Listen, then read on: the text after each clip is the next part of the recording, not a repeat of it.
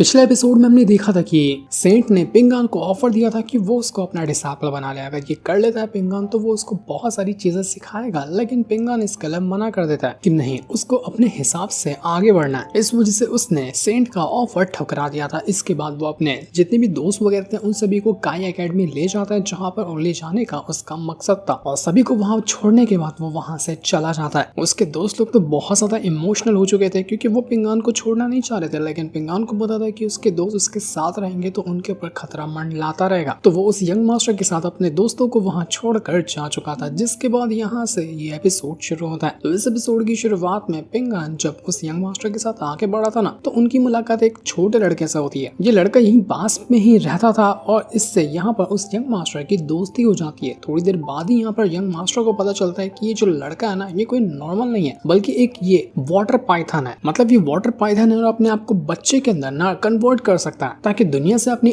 Identity छुपा सके। तो जैसे यंग मास्टर को उसके बारे में पता चलता है, वो उसके साथ दोस्ती कर लेता है। और जब वो देखता है कि इस वाटर पाइथन के अंदर तो काफी ज्यादा टैलेंट है, तो वो उसके आगे चलकर काम आ सकता था। जिसके बाद यंग मास्टर को ये पता चला था कि इसी गांव के अंदर जहाँ से ये लोग अभी गुजर रहे हैं, उसके अंदर एक बहुत ही कमाल की लाइब्रेरी है, जिसके अंदर हर तरह की बुक्स वगैरह मौजूद है, जो कि टैलेंट से जुड़ी हो सकती है और अलग अलग नॉलेज से जुड़ी हो सकती है। लेकिन उस लाइब्रेरी के ऊपर एक फैमिली वालों ने कब्जा करके रखा हुआ है, और कब्जा भी इस तरह से किया है कि उन्होंने ना उस लाइब्रेरी के चारों तरफ एक फायर पाइथन को लगा दिया है। मतलब उस फैमिली वालों ने फायर पाइथन को ट्रैप किया और उसको लाइब्रेरी के गार्डियन करने के लिए लगा दिया, ताकि लाइब्रेरी से कोई भी आकर कुछ बुक्स वगैरह ना ले सके जब तक उस फैमिली की परमिशन नहीं होगी। लेकिन यंग मास्टर ऐसे कैसे शांत बैठ सकता था, इस वजह से वो उसी वाटर पाइथन को ले जाता है ताकि उस फायर पाइथन से वो मुकाबला कर सके। और जब दोनों यहाँ पर आपस में लड़ेंगे तो उसके बाद चांस होगा कि वो फैमिली वाले उनकी जो कंट्रोल में उन लोगों ने लाइब्रेरी को रखा है वो उसको छोड़ दे। यंग मास्टर भी अपनी पावर का यूज करते हुए उन फैमिली वालों से मुकाबला करता है। इस वजह से वो लोग अपनी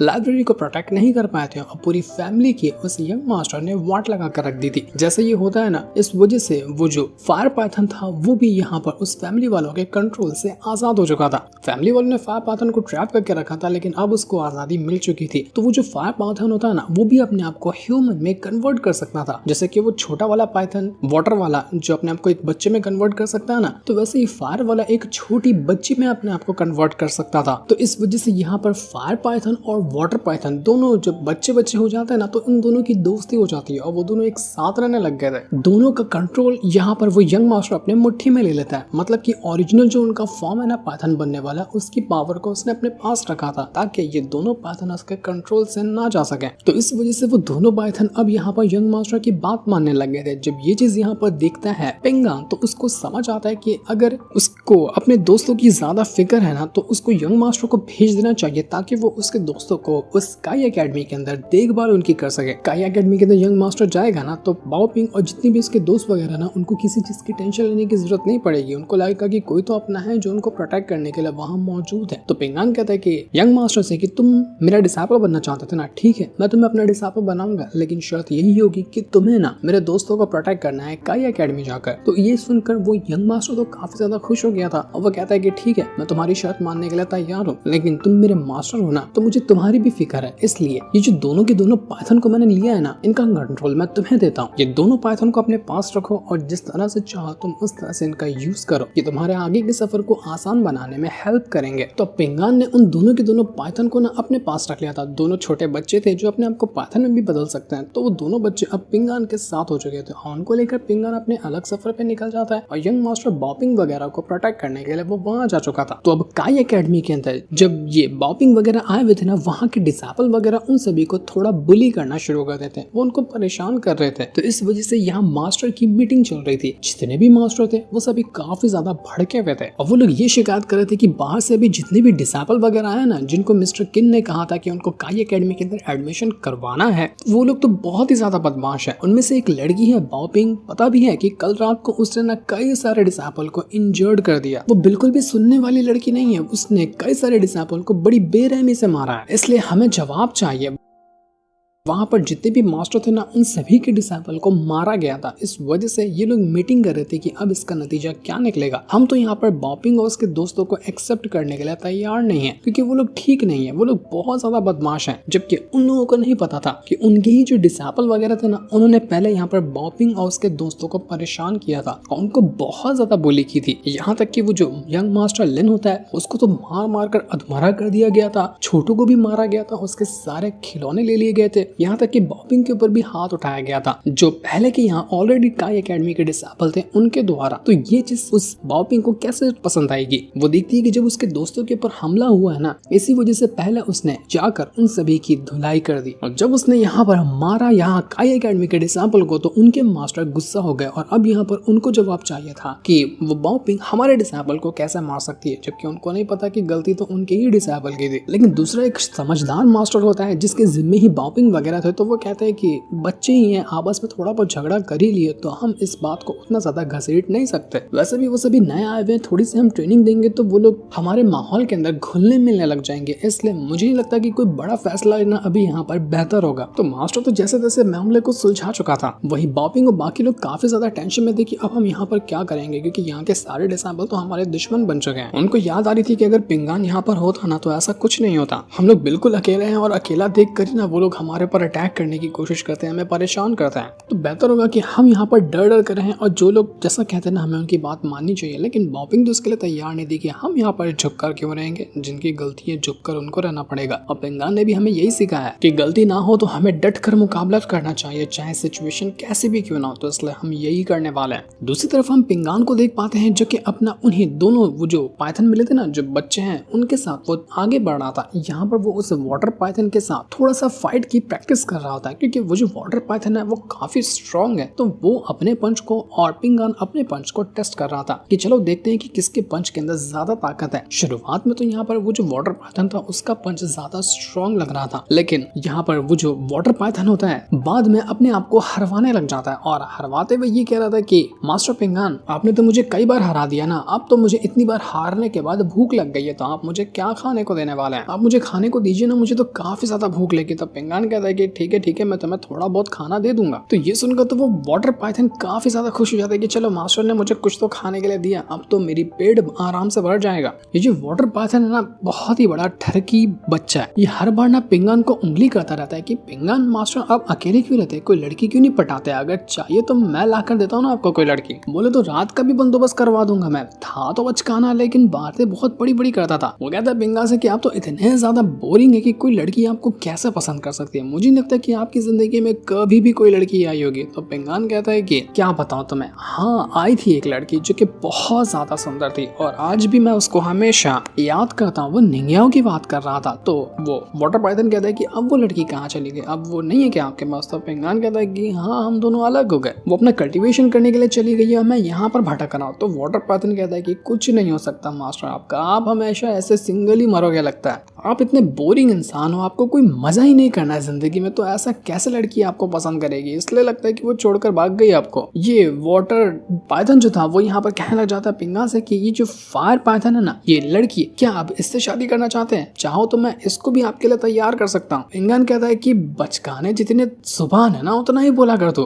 तुझे क्या लगता है कि मैं इस बच्ची के साथ कुछ काम करने वाला हूँ? तो ये सुनकर तो वो वाटर पाइथन थोड़ा सा डर जाता है कि यार नहीं मास्टर मैं तो मजाक कर रहा था, अब क्यों बिना मतलब की बात को सीरियस ले लिए। तो इसके बाद जब रात हो जाती है ना तो ये लोग सभी सोए हुए थे, पर उस वाटर पाइथन को नींद नहीं आ रही थी। तो वो यहाँ पर उस फायर पाइथन वाली जो बच्ची होती है उससे कहने लग जाता है कि क्या तुम मेरी दुल्हनिया बनोगी? तो बोलो मैं तुम्हें बहुत ज्यादा खुश रखने वाला हूँ, तुम जो बोलोगी मैं तुम्हारे लिए वो ला कर दूंगा, बस मुझे यहाँ पर तुम एंटरटेन करो। तो वो बच्ची काफी ज्यादा परेशान हो जाती है कि भागो यहाँ से, तुम ठरकी कहीं गए, मुझे तो तुमसे बात ही नहीं करनी है। इसलिए वो पिंगान के साइड जाकर सो जाती है कि मास्टर आप ही बचाइए मुझे इस ठरकी बंदे से। उधर पिंगान यहाँ पर अपना सोच रहा था कि मुझे तो इस चीज की टेंशन हो रही है कि बॉपिंग वगैरह किस तरह से स्काई एकेडमी के अंदर रह रहे होंगे, क्या वो लोग ठीक तो होंगे ना, या उनको कोई परेशानी हो रही होगी। उम्मीद करता हूँ कि कोई परेशानी ना हो रही है उनको। दूसरी तरफ हम काई एकेडमी का सीन देखते हैं। वहाँ पर वो बंदा आता है जो कि यंग मास्टर के साथ था ना, एक लड़का और एक लड़की जिनको वो अपने साथ लेकर घूमता था। तो उनमें से वो लड़का जिसका नाम लुयुन था वो आता है लाइब्रेरी के अंदर जहाँ पर ऑलरेडी एक बंदा बैठा हुआ था। तो लुयुन उस बंदे से कहता है कि देखो मुझे पता है कि कल रात को हम दोनों का एक बहुत ही भयंकर बैटल हुआ था, लेकिन फिर भी तुमने यहाँ पर मेरी दवा वगैरह लगाने का बंदोबस्त किया, तो उसी की भरपाई के लिए जो पैसे होते हैं ना, मैं यहाँ पर कुछ पैसे लेकर आया हूँ तुम्हें देने के लिए, तो ये पैसे रखो और अगर कम है तो बोल देना, तुम्हारा एहसान रहेगा मुझ पर, मैं वो पैसे तुम्हें चौंका दूंगा। तो ये सुनकर वो बंदा जो पहले से बैठा हुआ था वो कहता है कि देखो उसकी जरूरत नहीं, क्योंकि गलती तुम्हारी थी, तुमने पहले झगड़ा शुरू किया था, पर फिर भी मैंने अपने अच्छाई दिखाते हुए तुम्हारे इलाज के खर्चे के पैसे दे दिए थे।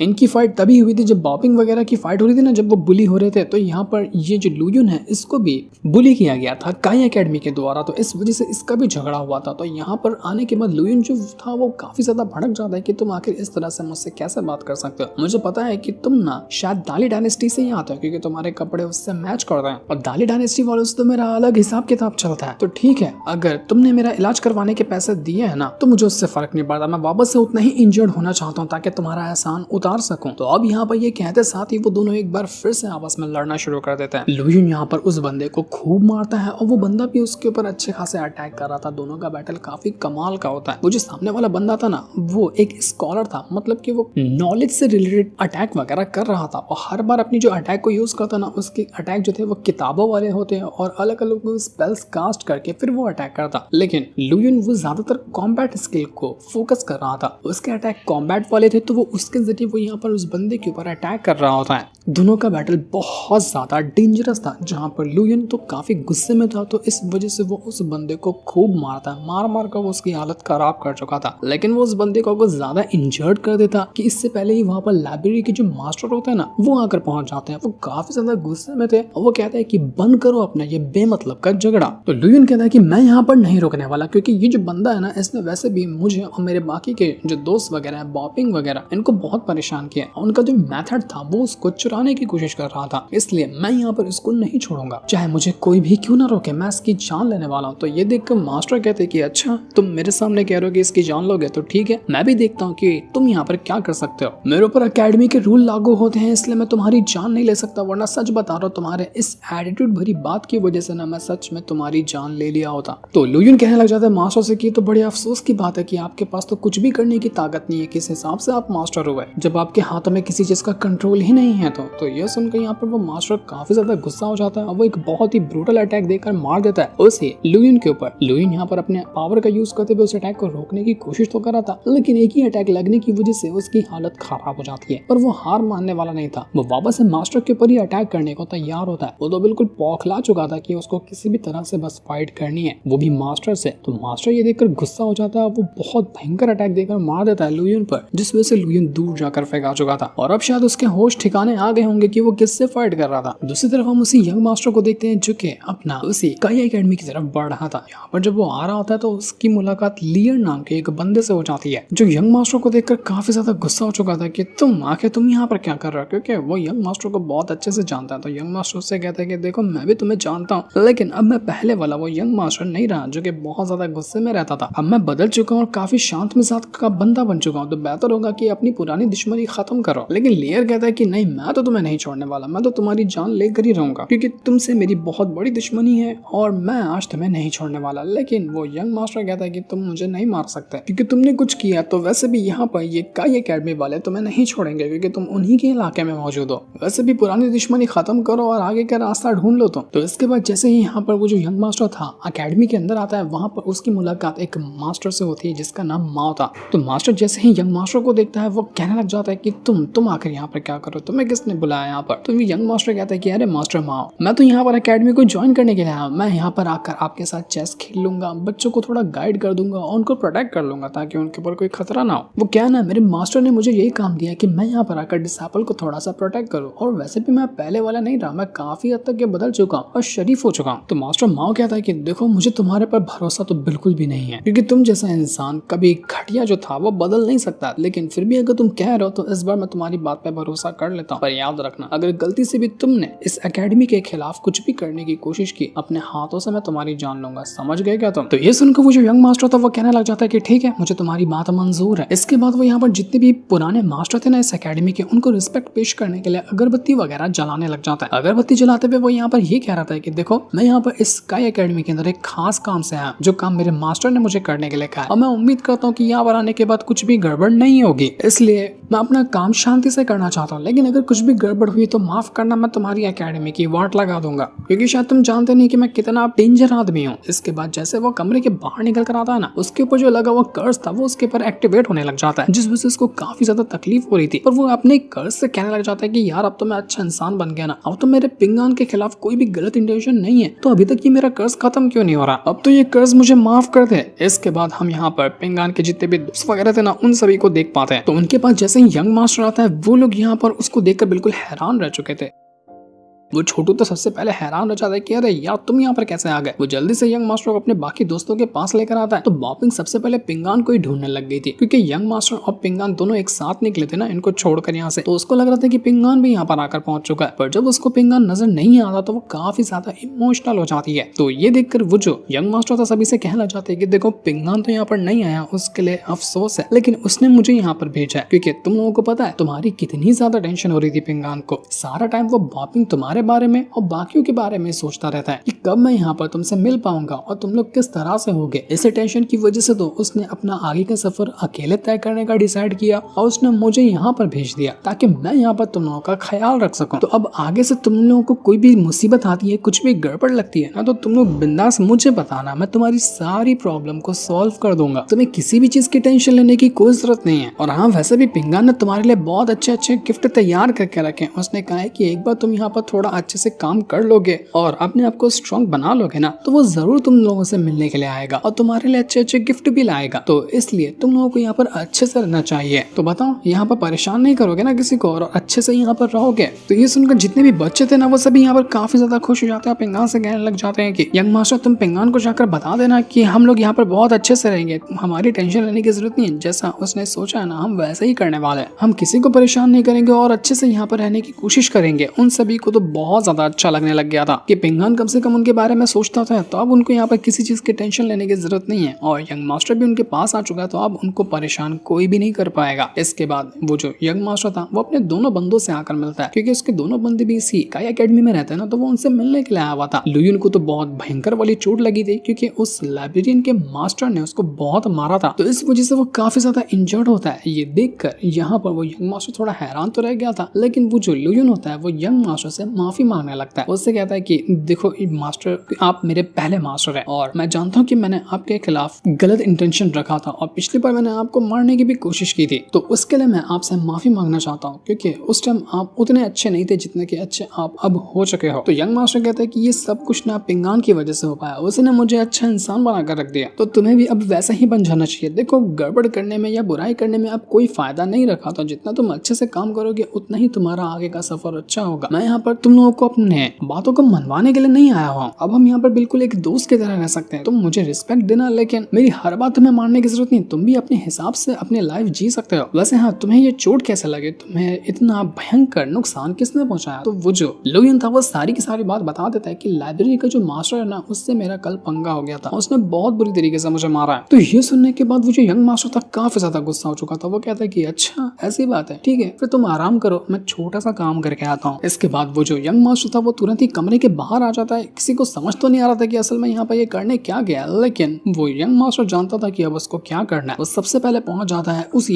लाइब्रेरी के जो मास्टर था ना उसके पास, जो आराम से बैठकर अपनी कल्टीवेशन कर रहा था। तो सीधा यंग मास्टर आने के बाद उसके ऊपर अटैक देकर मार देता है। वो मास्टर हैरान की किसकी हिम्मत हुई, किसके अंदर इतना जिगरा आया जो मुझ पर अटैक करने के लिए आया हुआ है? क्या उसको अपनी जान की खैर नहीं है? क्या वो मरना चाहता है जो मुझ पर अटैक करने की कोशिश कर रहा है? हिम्मत है तो सामने है। तो यंग मास्टर तुरंत ही उसके सामने आ जाता है और कहने लग जाता है कि देख, मैं ही वो इंसान हूँ जिसने तेरे ऊपर अटैक किया, और हाँ, मैं अभी यहाँ पर तुझ पे और भी अटैक करने वाला हूँ, क्योंकि तुझे क्या लगता है कि तू मेरे डिसाइपल को यानी कि लुयुन के ऊपर अटैक करेगा और मैं तुझे ऐसे छोड़ दूंगा? अटैक करने के जो तूने बहुत बड़ी गलती की है ना, मैं उसकी सजा देने के लिए तेरे पास आया हुआ हूँ। तो ये देखकर वो जो मास्टर था वो काफी ज्यादा भड़क जाता है कि तू बचे, तू है कौन? तुझे तो इससे पहले मैंने कहीं पर भी नहीं देखा और तुझे क्या लगता है कि तू यहाँ पर मुझे हरा देगा? मैं तुझे छोड़ूंगा नहीं। वो मास्टर यंग मास्टर के ऊपर अटैक करने लग जाता है, लेकिन हम तो जानते ही है वो यंग मास्टर को कि वो कितना स्ट्रॉन्ग है और उसका मुकाबला करना मास्टर के लिए उतना बिल्कुल भी आसान नहीं था। यंग मास्टर उस मास्टर को खूब मारता है, मार मार कर वो उसको अधमरा कर चुका था। दोनों का जो बैटल था वो काफी इंटेंस हो जाता है। वो दोनों एक दूसरे के ऊपर अटैक करने की कोशिश करते हैं, जहाँ पर यंग मास्टर के अटैक बहुत ज्यादा कमाल के थे और लिटरली वो यहाँ पर मास्टर उतना कुछ खास कर नहीं पाता। वो अटैक करने की कोशिश करता है लेकिन फिर भी उसके अटैक उतने कारगर साबित नहीं हो रहे थे यंग मास्टर के सामने। और एक के बाद एक करते हुए, अलग अलग फॉर्मेशन का यूज करते हुए, अलग अलग अटैक का यूज करते हुए यंग मास्टर उस